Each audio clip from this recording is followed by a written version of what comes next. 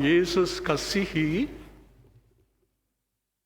bacaan khotbah kita pada minggu hari ini adalah dari kitab Bilangan,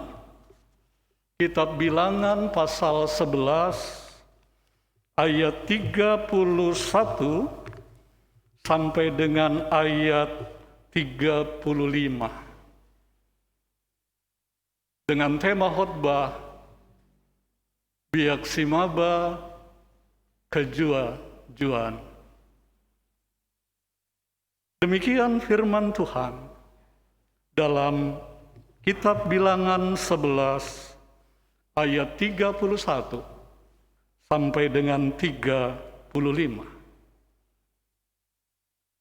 Lalu bertiuplah angin yang dari Tuhan asalnya.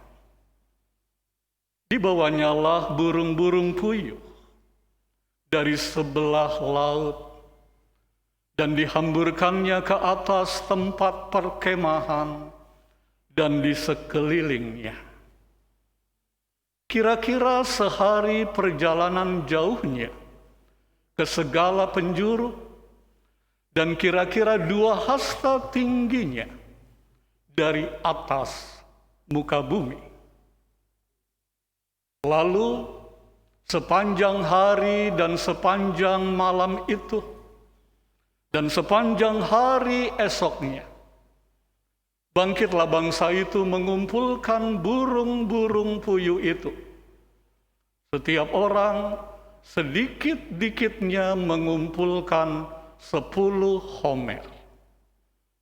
Kemudian mereka menyebarkannya lebar-lebar sekeliling tempat perkemahan. Selagi daging itu ada di mulut mereka, sebelum dikunyah, maka bangkitlah murka Tuhan terhadap bangsa itu. Dan Tuhan memukul bangsa itu dengan suatu tulah yang sangat besar. Sebab itu, dinamailah tempat itu Kibrot Ta'awa. Karena di sanalah dikuburkan orang-orang yang bernafsu rakus. Dari Kibrot Ta'awa, berangkatlah bangsa itu ke Hazerot, dan mereka tinggal di situ. Saudara-saudara, demikianlah firman Tuhan untuk kita pada minggu hari ini. Berbahagialah saudara-saudara yang mendengarkan firman Allah, memelihara dan melakukannya di dalam kehidupan beriman hari lepas hari. Haleluya. Amin. Shalom. Majua-jua. Ada suatu ungkapan terkenal yang mengatakan begini, bahwa kesehatan itu bukanlah segala-galanya, tetapi tanpa kesehatan, segala-galanya tidak berarti. Maksudnya, saudara-saudara, bahwa dalam hidup ini kita memang bukan hanya perlu sehat, tetapi kita perlu yang lain. Kita perlu pekerjaan, kita perlu uang, kita perlu materi, dan lain-lain. Sebab untuk apa kita sehat, tetapi kita nganggur, tidak punya materi? Untuk apa kita sehat kalau kita tidak punya uang, tidak punya harta? Pusing, panik. Namun demikian, saudara-saudaraku, kesehatan itu penting. Karena untuk apa kita punya uang banyak? Untuk apa kita punya harta berlimpah? Kalau kita sakit, untuk apa? Mau piknik, mau rekreasi, nggak boleh, sakit. Mau jalan-jalan ke luar negeri, mau Holy Land ke Israel, nggak boleh, karena sakit. Mau makan ini dilarang, mau makan itu dilarang. Apalagi kalau makan BPK, babi panggang karo, jelas nggak boleh karena sakit. Nanti kolesterol, nanti asam urat, darah tinggi, jantung, dan lain-lain. Saudara-saudaraku, dalam konteks ini pertanyaan yang penting untuk kita renungkan adalah bagaimanakah caranya agar kita dapat sehat? Bagaimanakah caranya agar saudara-saudara dan saya, Pendeta Budi, dapat sehat? Firman Tuhan pada minggu hari ini dari kitab Bilangan 11 ayat 31 sampai dengan 35. Kalau kita mau renungkan dengan baik, perikop firman Tuhan saat ini mau menyatakan bahwa salah satu cara agar kita dapat sehat adalah jangan memiliki nafsu rakus. Jangan memiliki nafsu tamak, nafsu serakah. Jangan. Perikop firman Tuhan saat ini, saudara-saudara, sidang jemaat yang kekasih, berbicara tentang bangsa Israel yang sedang di dalam pengembaraan di padang gurun menuju tanah perjanjian, menuju tanah Kanaan yang penuh dengan susu dan madu.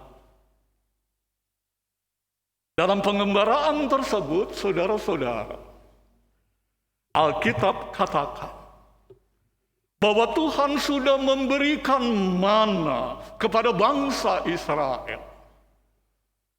Selama di padang gurun, berkat Tuhan mana tercurah. Dan sesungguhnya selama pengembaraan di padang gurun itu, saudara-saudara, mereka, umat Tuhan Israel, tidak pernah kelaparan. Namun sayangnya, banyak orang Israel yang bersungut-sungut. Kenapa? Karena mereka tidak cukup. Mereka tidak pernah puas. Mereka menginginkan makan daging.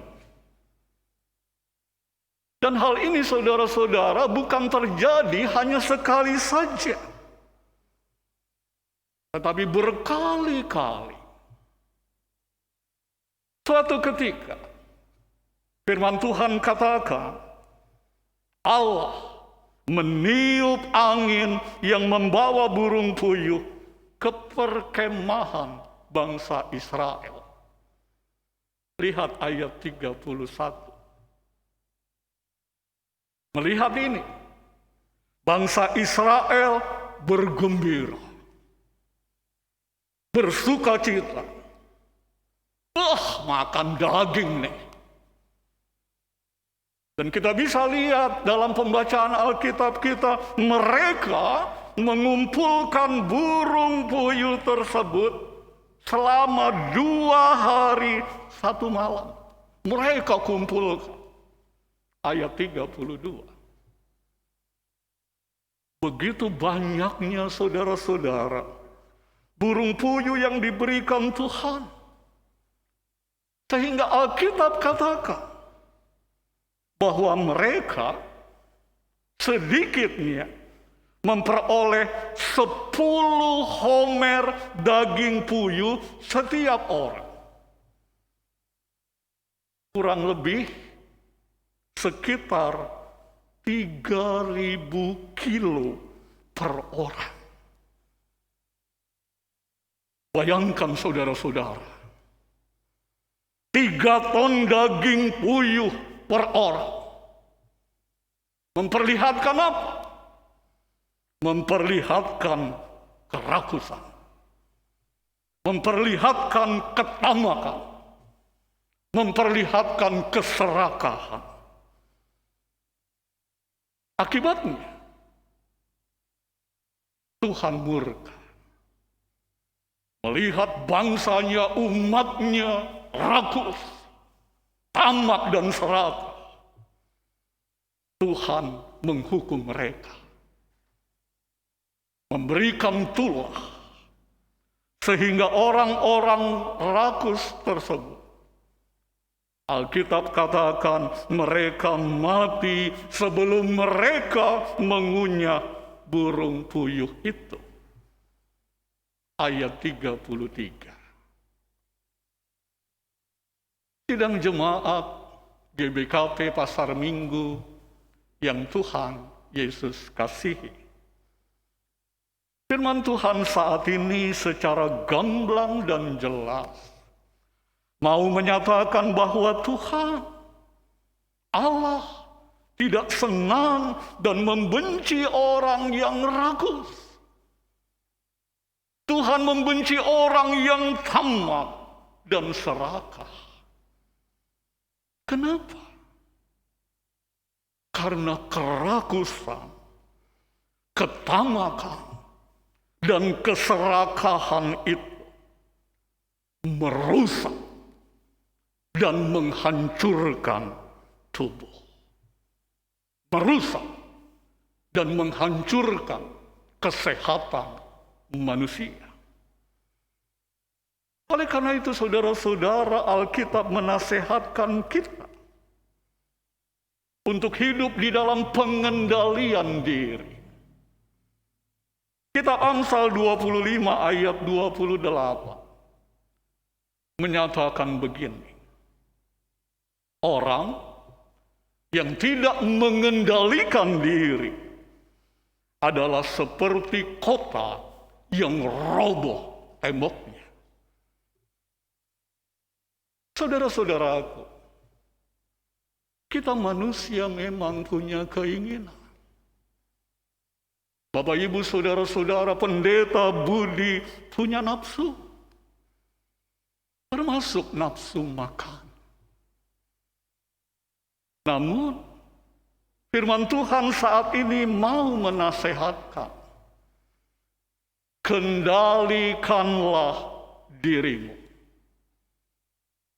Jangan rakus. Jangan tamak dan serakah.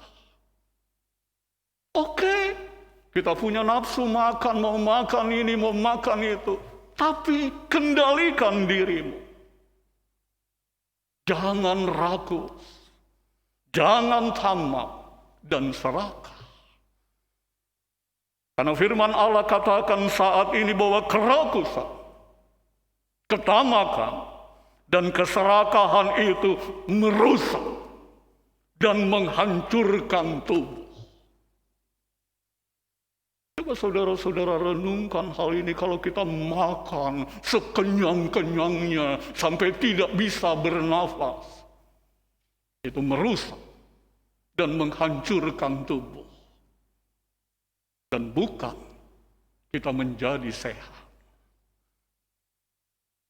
Sidang jemaat yang Tuhan Yesus kasihi. Dalam minggu kesehatan yang diangkat oleh gereja Batakaro Protestan pada saat ini, di dalam buku panduan khotbahnya, kita semua tentu tahu bahwa firman Allah mengajarkan bahwa hati yang gembira adalah obat, tetapi semangat yang patah mengeringkan tulang. Amsal 17 ayat 22. Apa artinya saudara-saudara? Bahwa firman Tuhan saat ini mengingatkan dan menasehatkan kita bahwa hati yang gembira, jemaat yang kekasih adalah obat. Dan itu sudah terbukti.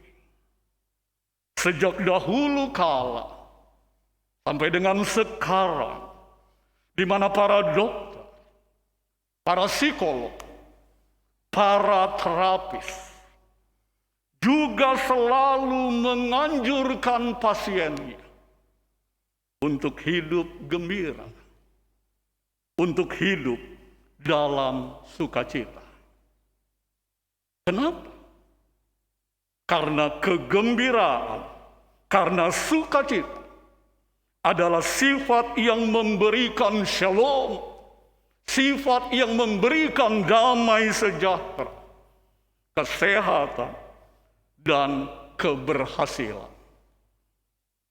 Biak simaba, kejua-juaan. Amin.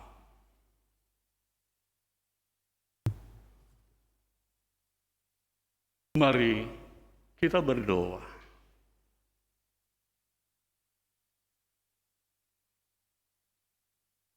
Dalam minggu kesehatan saat ini,